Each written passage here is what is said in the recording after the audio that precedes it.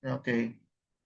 So again, ang concern natin is to highlight the legitimacy of women in the ministry.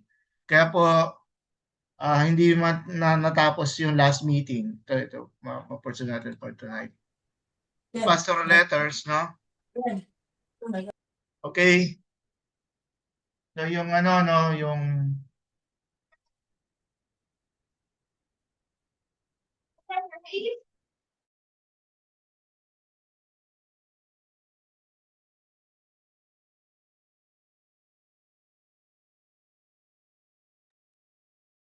we've seen, no, yung since we began yung division of the letters of Paul, at we've come to the last division, which is yung pastoral letters, pastoral epistles. So, according to Bob Gundry, 1st and 2nd Timothy and Titus constitute the pastoral letters because they were written to young pastors. They contain instructions concerning the administrative responsibilities of Timothy and Titus in the churches. First Timothy and Titus were probably written between Paul's first and second imprisonment. That is 61 and 62 until 67. The second Timothy was written during his second imprisonment, no? Shortly before his execution, because of his faith declaration, no? So the title Pastoral Letters was given by D. Bertot in 1703, followed by Paul Anton in 1726. The term is universally used in modern discussions. However, as they are directed to people with pastoral responsibility and with the task of appointing pastors, we should not ignore them. The three letters form a unit in that they are the only New Testament letters addressed to individuals with such responsibilities. And so we go back to these questions. Now, why should we study not only First Timothy but Titus and Second Timothy as well? Okay, because they shed much needed light on the important problem of church administration. And that as the church grows, there should be an increasing means of administering, managing, and if needed, no, the enactment of policies. These letters contain any directions regarding public worship, which do we well to heed. And although the topic of order within worship has already been discussed sa 1 Corinthians chapter 11 until chapter 13, we see here yung specifics of public worship. And then, what qualities must a man possess in order to be a good pastor, a worthy elder, a conscientious deacon? No? Kaya nga some organizations, they allow deaconess, no? Hindi man pastor, pero yung deaconess, in a way, yung role niya as teacher and role niya as administrator ay ginagalang, nire-respeto. Although yung avoidance ng word na yung paggamit ng word pastor. So some groups actually do that, no? And then ano pa ba? So because they stress sound doctrine. So if there's yung concept ng sound, no, yung word sound has something to do with good health, okay? Good health. And so when a doctrine is described to be sound, so it is acceptable. So it shows signs of good health and interpretation. Okay. At the backside of it is bad doctrine, no? False doctrines o kaya doctrines na deceptive. At hindi ko alam kung how much it is accepted in your organizations. Um, uh, critic po kasi ako ng ng prosperity gospel, no? Um, though hindi yung direct na topic natin for this evening, uh, uh, ang nagiging focal point kasi ng prosperity gospel is nagagamit yung ministry, no, in order to gain wealth, no, at hindi na tayo dapat sabihin natin maging mahiyain, ano, pag pinag-usapan yung prosperity gospel kasi nga uh, prosperity gospel shows only, no, a portion, no, a portion of the gospel kasi part ng calling ng ministry ng people in the ministry is to suffer with Christ, to carry their cross.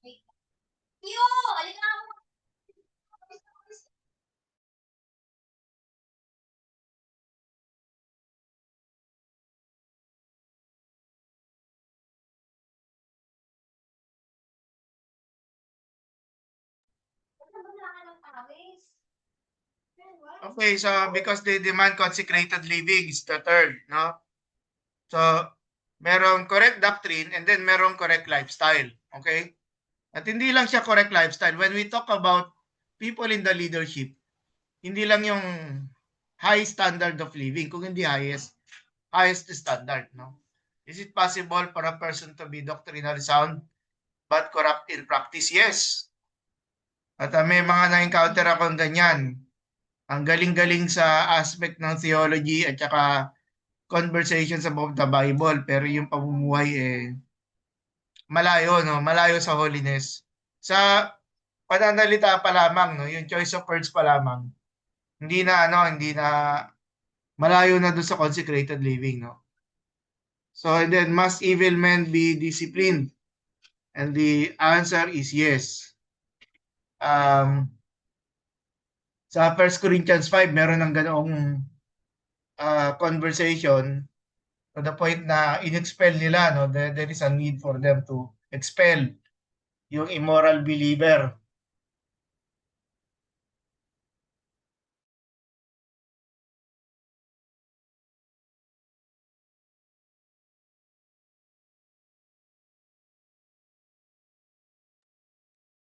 Okay, so in the light of the pastoral letters, why should we study them? Demand consecrated living is a call for all Christians, no, hindi lang for leaders. Na wag gagamitin ng um, members in the church yung dahilan na because they are not part in the ministry, walang mawawala sa kanila, no? And so that is also part ng uh, things that yung mga kapatid natin sa COG Solano and even sa mga mga communities natin sa North, no, should always pay attention, no. Sige.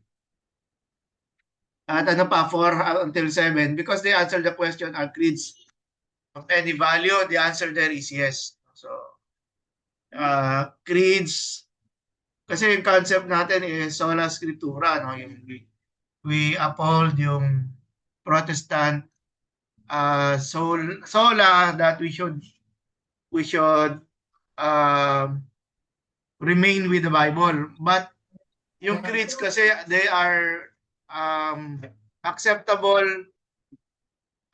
interpretations ng Bible in order to limit yung problem nga ng false teaching, di ba?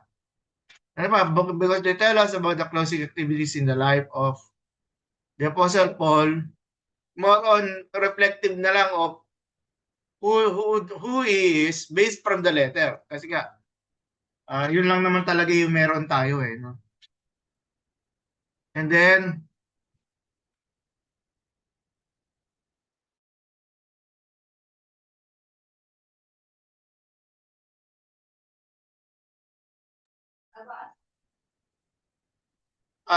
Number 6, because they are a valuable source for the understanding of the history of the church in the third quarter. That is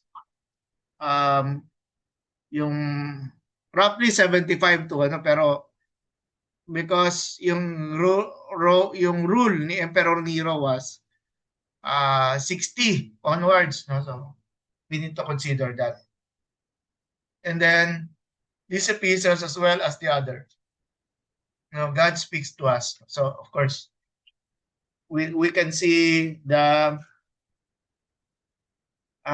yung inspired nature of the pastoral letters. Okay, so on Timothy, first mention, his name is Acts 16:1, from which passage you may probably be. Infer that he was an inhabitant of Lystra. Based sa sequence, no? What is available to us in the book of Acts, Timothy was a product of mixed marriage. No?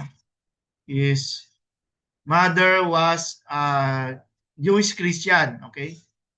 Ang name ay Eunice. Tapos Lois yung kanyang grandmother. No? From the days of his childhood, he had been instructed in the sacred writings of the Old Testament. In all probability, Paul, on his first missionary journey, had been the means of Timothy's conversion. So why is Timothy essential dun sa missionary journey? Kasi it's not just because he was a half Jew, but rather he is already familiar with the yung Old Testament. Familiar na siya. And so he only needs yung guidance ni Apostle Pablo in order to see in order to envision, no, the Old Testament from the perspective of the coming of Jesus, di ba?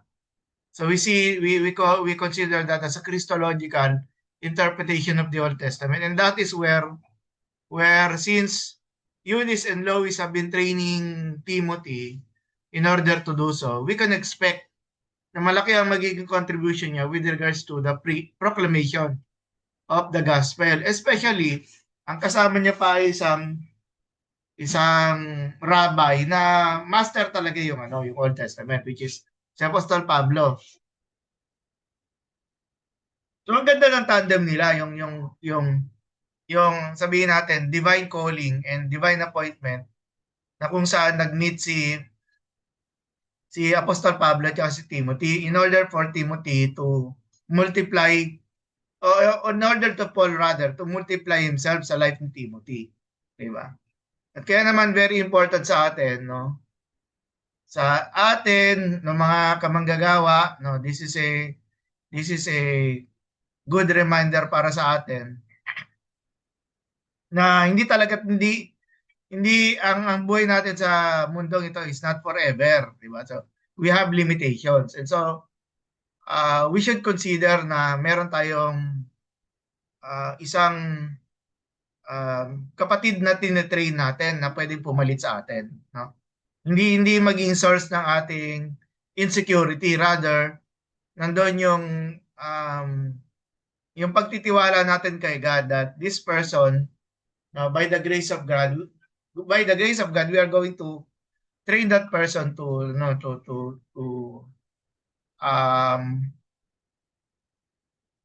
yung pangit kasi lang yung term kung replace kasi kung replace naganap ka lang ng isang tao, no, kasi we can replicate ourselves in sa ilang mga followers, no, depende na bibigyan tayo ng Lord. Thank you, Sister Vanessa, yung succession plan. Thank you. So it is important. Hence, it's not strange to read that he was acquainted with the persecutions. Si Timothy rather, no? Si Timothy himself had joined Paul in active work. Though Paul was Timothy's spiritual father, it's not all improbable that grandmother Louise and mother Eunice, whose conversion to the Christian faith preceded that of Timothy, cooperated very effectively to bring about this happy event. And this is something also reflected sa sa First and Second Kings, no? I was referring to Elisha at si Elijah, no? That you at the point yung coming to the end of the ministry ni Elijah, no? Nandoon si Elisha to take his place, to receive double portion ng anointing niya, and then Elijah was taken away, no? So we can see na even in the New Testament meron ganoong repetition of patterns, no? From an OT setting into the NT in a different context. And then when Paul and Silas on the second journey came to Derbe and Lystra, Timothy responded favorably to the request of the apostle to join the group in missionary labors. This must have occurred about the year 51. So what's the point of 51? No? Less than 20 years after the death, resurrection, ascension of Jesus, no? So yung distance of time. And so the gospel was being proclaimed rapidly, no? Lalo na sa mga both sa Hellenistic Jews and Gentile believers, no? So the reason Timothy was considered is because he was well spoken of the people of his own community, and because yung father niya was a Greek, so nag-undergo siya ng circumcision for the purpose na mas makapag-minister si Timothy with the Jews, no? Yung lumawak yung ministry ni Timothy na even sa Jews na makapag-minister siya. Now on Titus, nowhere in the book of Acts does his name appear, pero it's mentioned sa Galatians, sa Timothy, 2 Timothy rather, sa Titus at saka sa 2 Corinthians, no? And the first implied inference to Titus is found in the book of Acts, though there his name is not mentioned. By comparing Acts 15:2, some of the others with Galatians 2:1-3, ay potential. Excuse me.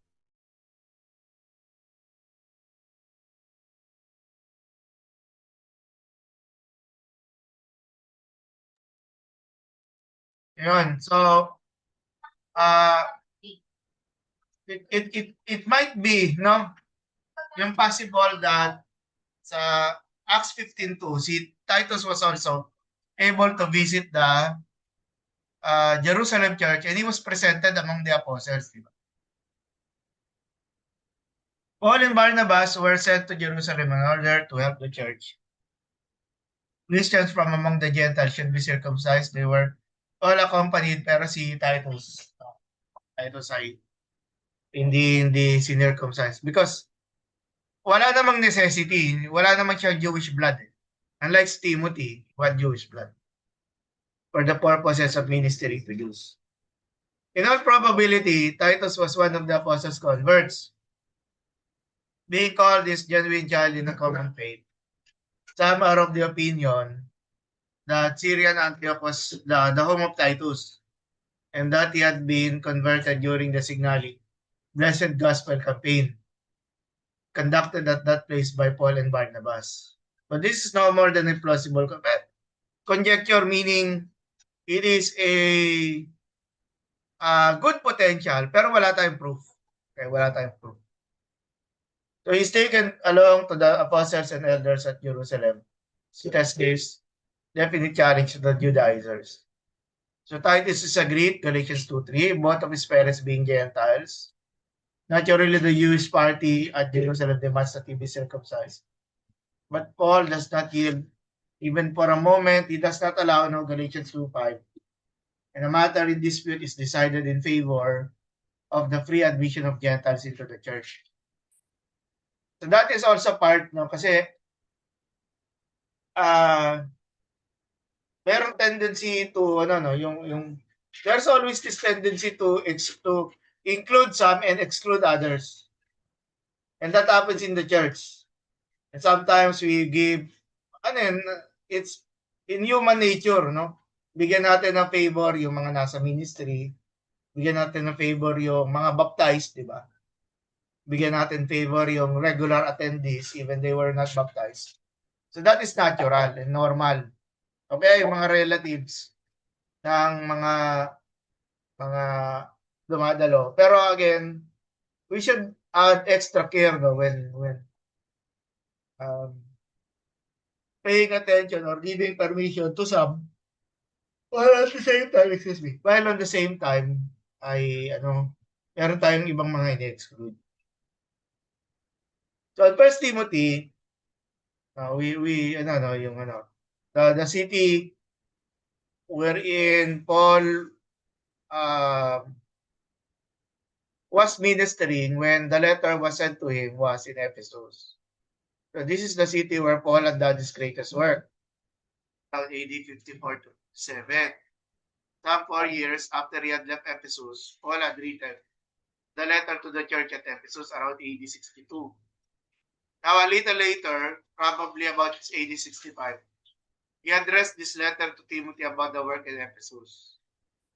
So Ephesus later became the home of the Apostle John, where he wrote his gospel, his letters, and possibly the book of Revelation. So Ephesus was built near the shrine of the old Anatolian fertility goddess and became the center of the Artemisian worship. She is known as Artemis to the Greeks and Diana to the Romans. The Temple of Diana was discovered by J.T. Wood in 1870. It may have been the largest building in the Greek world, grotesquely represented with turreted head and many breasts. The goddess and her cult found expression in the famous temples, served like that of Aphrodite at Corinth. And then from the narrative in Acts 19, it appears that Paul had made a large number of Christian converts in Ephesus. In the years since his first visit, the number of converts had continued to grow, and in the next 50 years, Christians became so numerous in Asia Minor that the pagan temples were almost abandoned. Within the first generation of the church, Ephesus became the numerical as well as the geographical center of Christendom, the region where Christianity won its quickest laurels. And the purpose of writing First Timothy, Paul especially seeks to encourage Timothy in regard to his responsibility over against the false teaching and his responsibility as the church leader and teacher.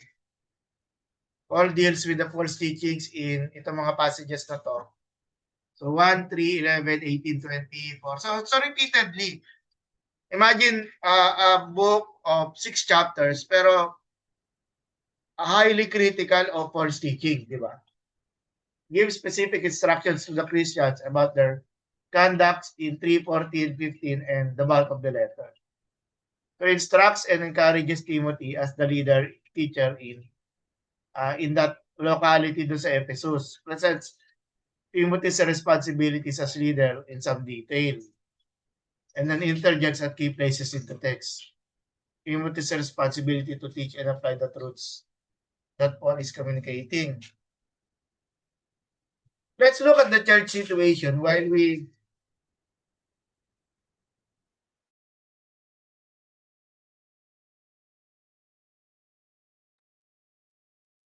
the houses for Christian worship did not begin to be built until 200 years, meaning yung common church buildings, no? Sa kanila ay puro house churches or the houses belonging to the wealthy. Kung saan sila ay pwede mag-gather.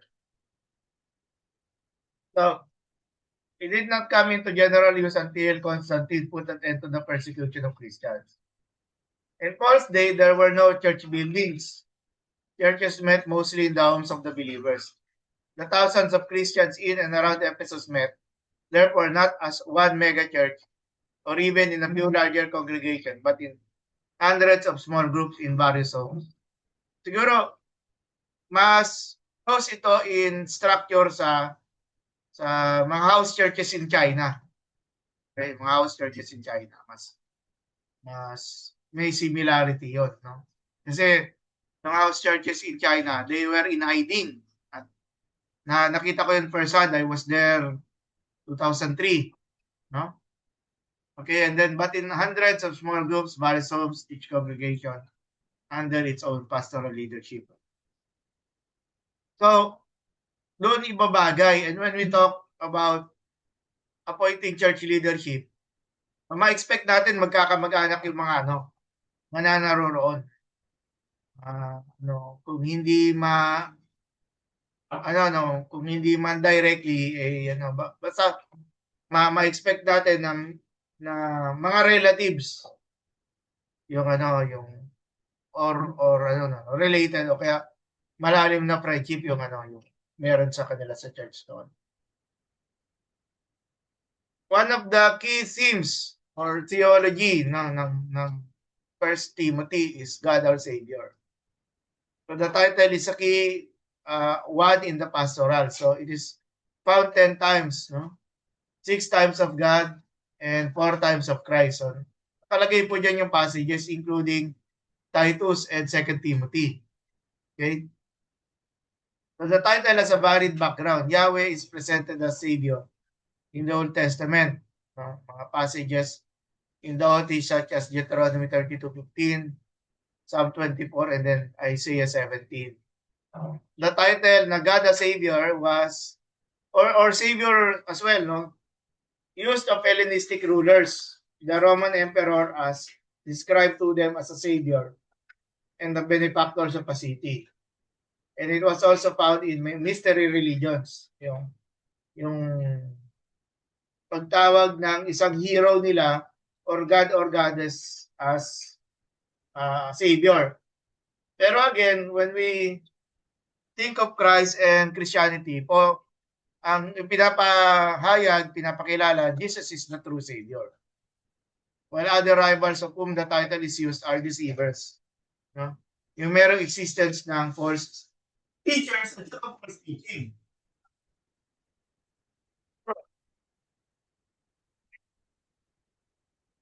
So, the salvation is to be found in God and Christ rather than in the emperor or in any other cult of the day. Salvation is a key theme of the letter. And so, when we talk about, when we look at church leadership and salvation, di ba? Ang very important yung makakilala ang tao kay Jesus, di ba? Very important kasi it starts yung not only yung relationship with God, yung that person becomes forgiven, but also that person becomes part of the kingdom. And so, if that person becomes saved by Jesus, that person becomes a part of the kingdom, and so there should be order. Kaya merong important role ang leaders. There is a need for people to guide others, no?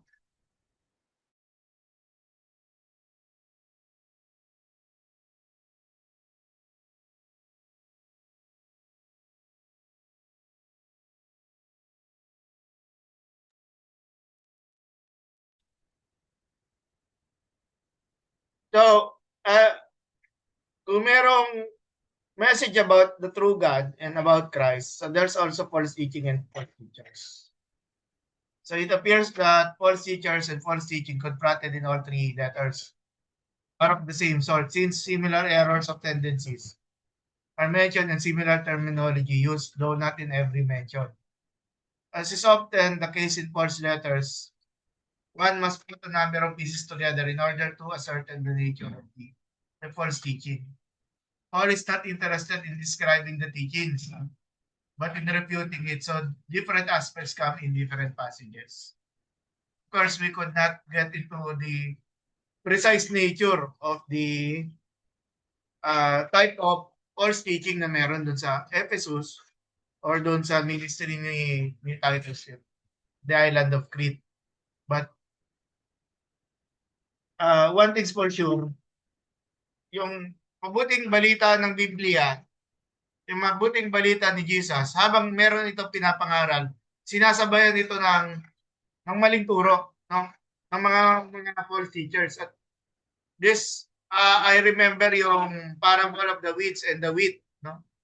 Sinabi doon, nung nag uh, nag-spread ng mga grain, no, of wheat, yung farmer, a few days later, tumutubo rin pati yung damo, no? So, ganoon talaga na habang nagtuturo tayo ng mabuting balita, no?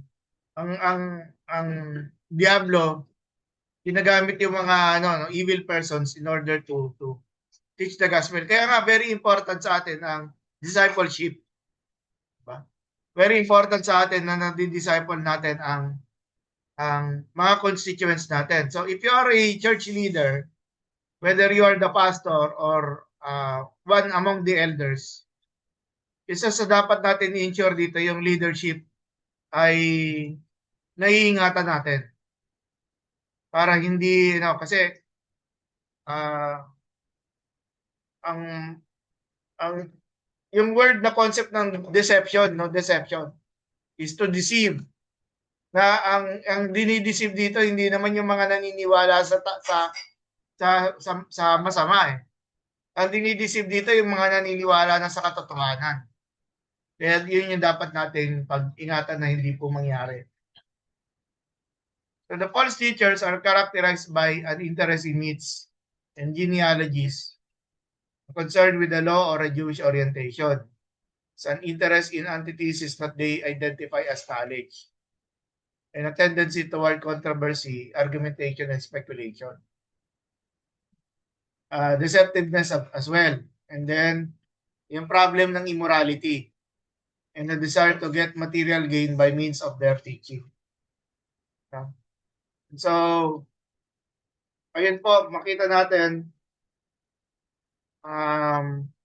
these are just examples, no? But even today, nakakalungkot, kahit mga malalaking church sa Pilipinas na, we do not need to look far, ay naiimpluwensyahan pa rin, no? Nakakapagpayag pa rin ng maling katuruan. In addition to these aspects mentioned, there is a harsh asceticism described. Yung asceticism, meaning nito yung pinagbabawal yung iba na mag-asawa. At manatili yung paniniwala na dapat na in order to be pure ay manatili na single. So meron siyang negative na perception about sex and childbearing, no? Mali ito. This is contrary to the Bible kasi ang first mandate of human beings is to go and multiply, no? Genesis 1. Fill the earth and subdue it. Kaya merong pero hindi tumutugma doon sa correct doctrine, no, when you look at this. And there was also yung pagbabawal ng eating ng meat na sabihin natin yung mga going back do sa dietary law, no, yung laws ng mga clean animals sa Leviticus. Tandaan natin this is not about Israel and the Jews. This is about Christianity. And so, kailangan lang na dapat ini-inform natin properly yung ating community. Although, meron talagang mga gawain na nakaka-stumble, di ba? Nakaka-stumble. And some time ago, we talked about yung need natin na to be careful about weak Christians na sila ay ma-stumble because of the lack of care, no? The lack of care of fellow brothers and sisters with regards to eating at saka decision making. No? The false teachers were primarily but not exclusively Jewish. Sa Titus 1:10. And then Paul regarded their teaching as opposed to Christ's teaching and the apostolic teaching, and also to the truth. So the church as guardian of doctrine, something that we should promote. Kaya naman, yung kagaya niyan, the pastorals also were concerned with preserving the faith against what the author considers false teachings. Ganun nga, Christians are to hold to sound teaching, to guard what has been entrusted to you, and to do good works. Or if we follow yung sa Acts chapter 2, the tradition of the apostles.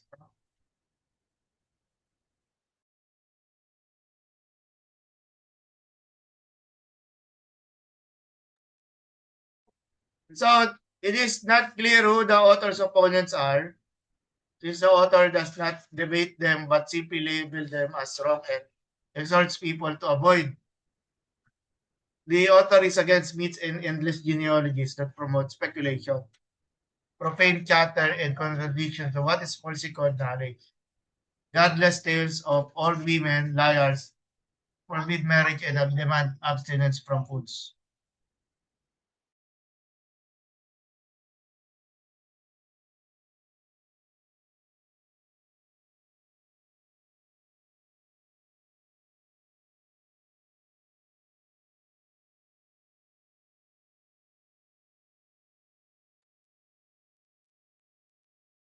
So these references, genealogy, speculation, and knowledge are just Gnostic Christian groups.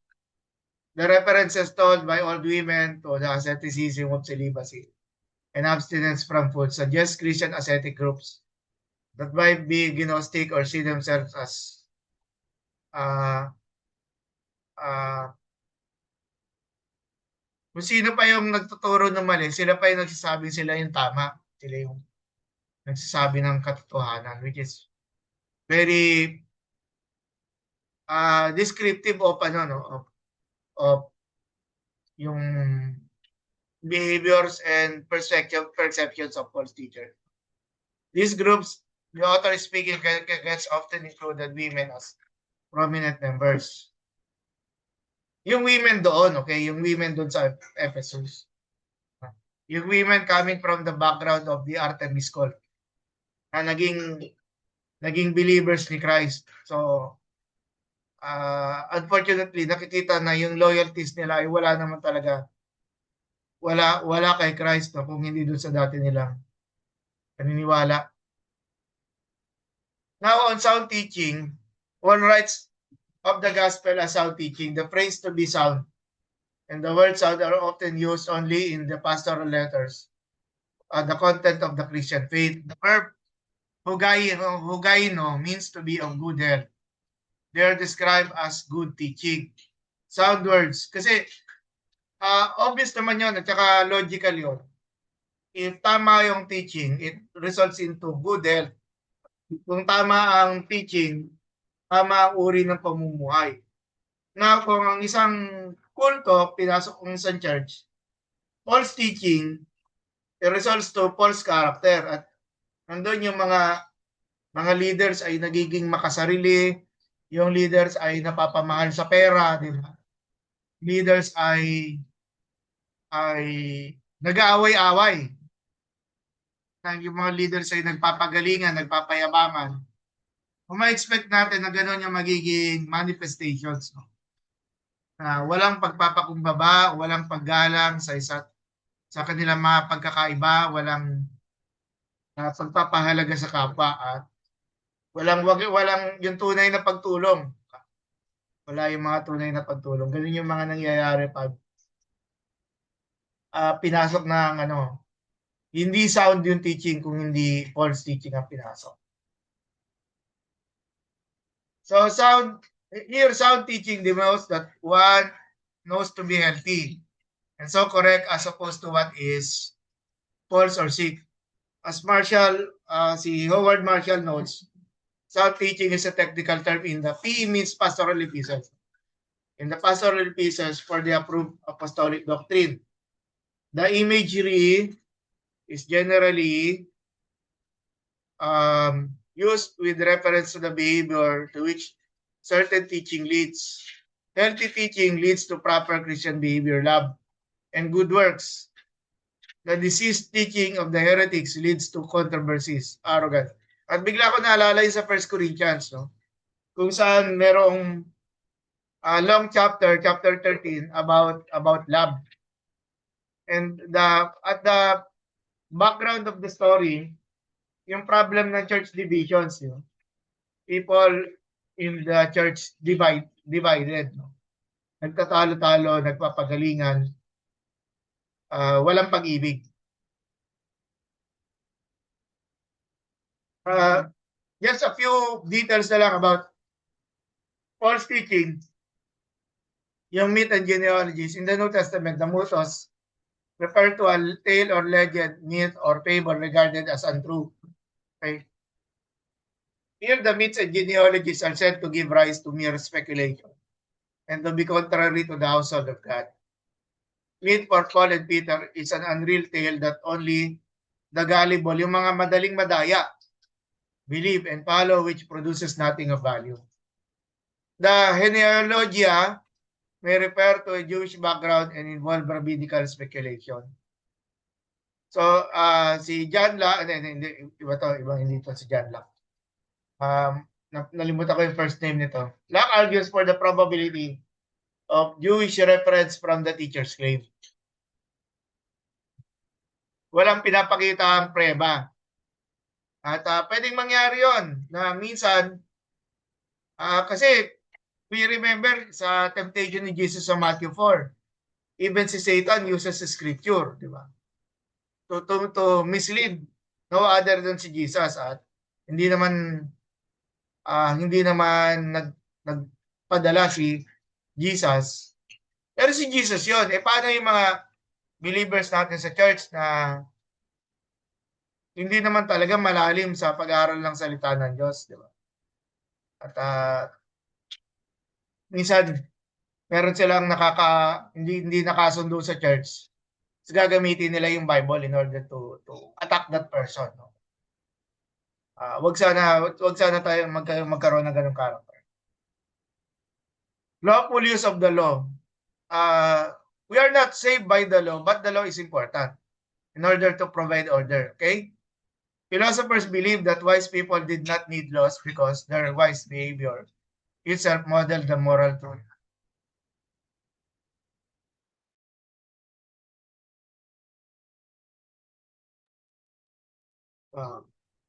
Which laws were based? For Paul, this ideal was true for Christians. Laws were necessary only to restrain those who were inclined to sin. Ang paggamit ng batas ay para lang naman doon sa mga nagkakasala. Now we know that excellent is the law if one makes a lawful use of it. Kung lawful. Pero kung ang person, ang intended niya talaga is to disobey, ba kailangan ng disiplina ng ganung tao? The best comment on this is Romans 7:7. What then shall we say? The law is the law sin? Of course not. In fact, sin I would not have recognized except through the law. So, accordingly, the law is holy and the commandment is holy and just and good. Binanggit sa Timothy. So when the law is buried under a load of tradition, dito hindi siya magiging maganda. Nullify its very purpose. When it is used as a take-off point for spellbinders about ancestors, it loses its power. Just as in the public games, only that man received the wreath of victory who played according to the rules. So only the person can expect to receive a blessing from the law who uses it as it should be used. So, maging considerate. At ang mga local churches are permitted to create bylaws and policies in order to protect their people. Okay? In order to protect the rights of Christians. No? And even yung property din ng church. No? Para bigyan naman natin ng reverence yung mga ginagamit para sa church dahil ito ay ginagamit sa pagsamba, di ba? So one of the main purposes of the Mosaic Law was to bring sinners to the point where they would feel utterly crushed under the load of their sins. But granted, for the sake of argument, that these Ephesians would be leaders and those who cluster around them are what, according to Paul's description, they consider themselves to be. Granted that they are in themselves good and righteous, then surely law is wasted on them. Okay, yun po yung description natin sa 1 Timothy and part of it reflective din dun sa 2 Timothy at sa Titus. Pag-usapan natin ng ilang mga issues, no? Gaya niyan, importante yung ano, no? Okay. So sa relationship natin in the ministry with the people in the church, actually hindi lang si Paul and Timothy, no? Meron din si Silas. Si Silas yung companion ni Paul. Pwede yun, nakikita ng person himself or herself as a companion. So between Paul and Timothy, to whom do you identify yourself the most? If Paul, describe how you guide your Timothy. If you see yourself as a Timothy, describe your Paul. No? Second question, there are qualifications for church leaders in 1 Timothy 3. The question is, paano ba natin ito nagagamit sa local church? Kasi madaling mag-appoint ng leaders no? Yung bang gusto lang nating maraming leader, pero malayo naman yung quality. Yung quality ng pamumuhay hindi naman nararapat. So, we need to, yung pagkakalagay ng 1 Timothy 3, yung mga qualifications, is also a safeguard sa church. Okay? It's also a safeguard sa church. Gusto natin, mga nalalagay sa church, kasi meron pa sinabi sa chapter 5 yata ng 1 Timothy 5 na, mag-ingat na hindi magmadali sa laying of hands. In other words, yung laying of hands is yung pag-a-appoint ng leaders sa church. Na kailangan tested, no? Kailangan napatunayan yung faithfulness ng person bago siya nagiging part ng leadership, no? At kayo naman ay umattend ng church dito sa yung mga umattend kayo sa COG Solano sa leadership ng Pastor Marvin at yung mga iba pa nating mga kapatid. And so, I believe naman na meron kayong qualifications kung bakit kayo napili to lead. At may mga pastors nga tayo dito sa church, di ba? Sa ating online class, di ba? So, do you apply this? So, pag-usapan natin how these qualifications are being applied. The third is, how do you know if there is false teaching? And how have you encountered? If you have encountered, you can tell us, no, in paano nyo na-detect, paano ito nagsimula, at saka paano kayo nag-respond? In order to syempre, bantayan, to protect the local church, no? And then the fourth, yung how do we deal with women preachers when Paul already said, no, let a woman learn quietly. So let's also talk about yung fourth question. Sige po, anyone who wants to begin? Pwede po natin pag-usapan itong ilang mga questions na to.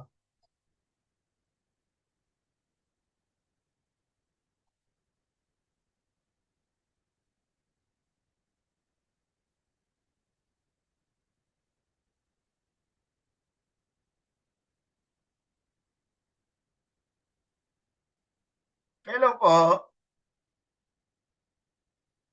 Okay, kung sasagutin ko yung first question, mas nakikita ko na yung sarili ko as Paul. Yung nagme-mentor sa amin ay nasa Panginoon na.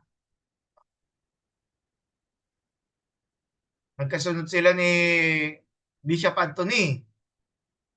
Bishop Anthony was December, January naman yung ano. So,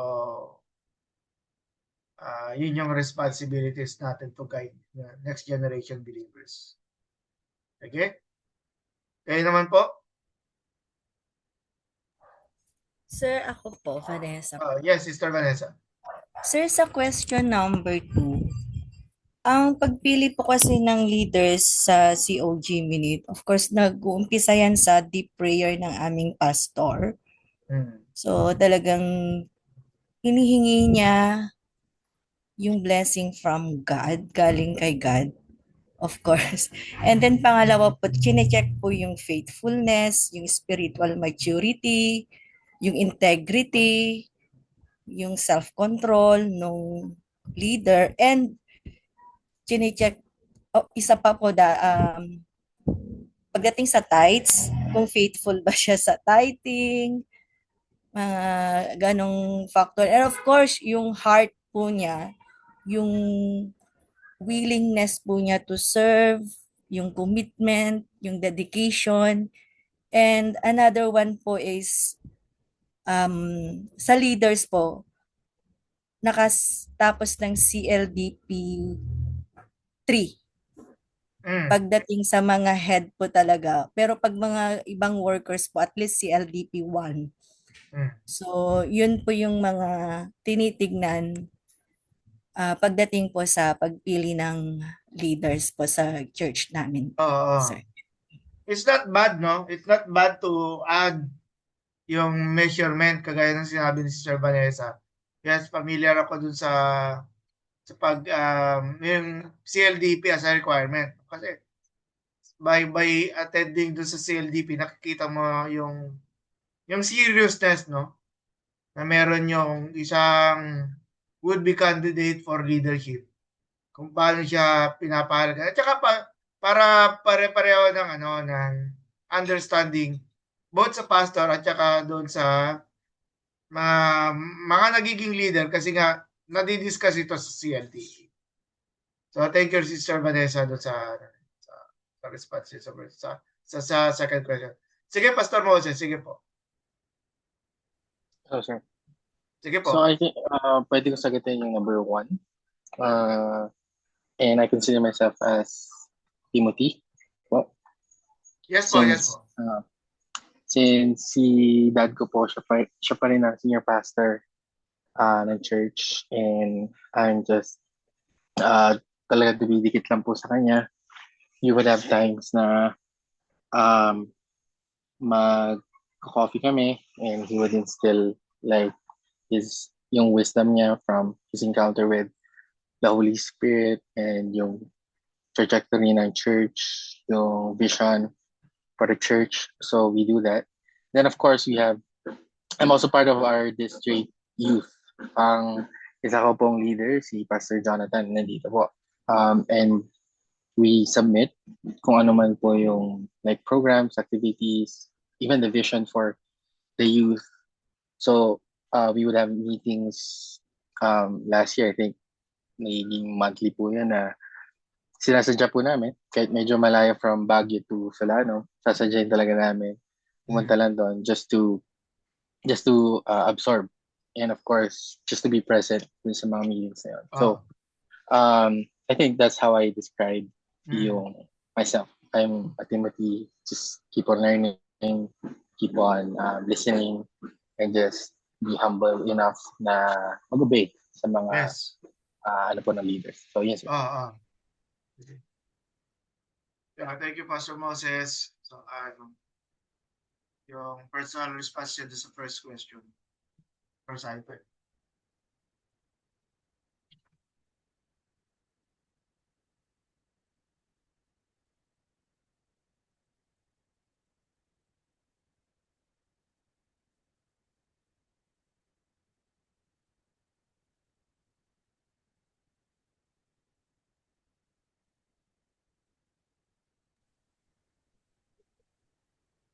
Good evening po.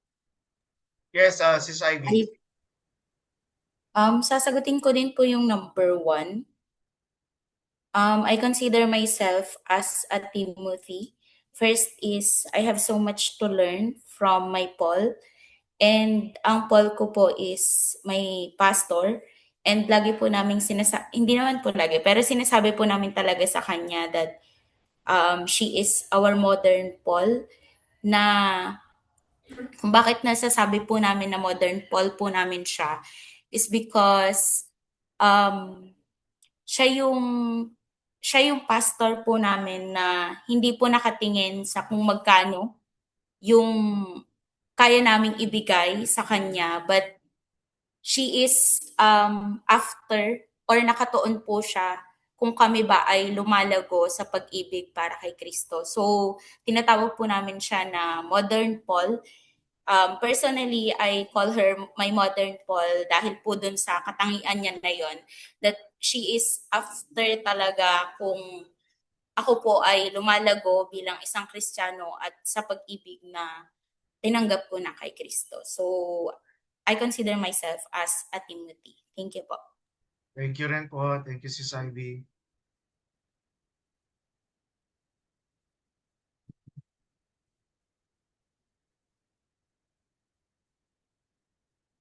Sir, ako po mag-answer. Oh, Sis Reggie. Sa question number 1 din po, I consider myself as a Timothy also. Kasi po sir, I still, nagsisik pa rin ako ng wisdom and ng advices, ng guidance sa mentor ko po. Lalo na po sa pagtuturo ng mga bata, since kailan lang naman po ako napasok sa discipleship. Yun po, sir. Parang mas more on having a teachable heart muna, sir. Yun po. Maganda yan. Yung having a teachable heart. Oh. Dapat naman talaga lahat tayo open lang to be teachable. No? Lalo na kung makakabuti sa atin. Although when we say teachable, being teachable, meron tayong kailangan i-unlearn. Meron tayong mga dating mga pinapaniwalaan na kailangan natin i-give up in order to be to have a character of being teachable. So thank you po doon sa pag-describe ni Sister Reggie, no? Bilang Yes, Timothy. Opo, salamat po. Thank you, sir.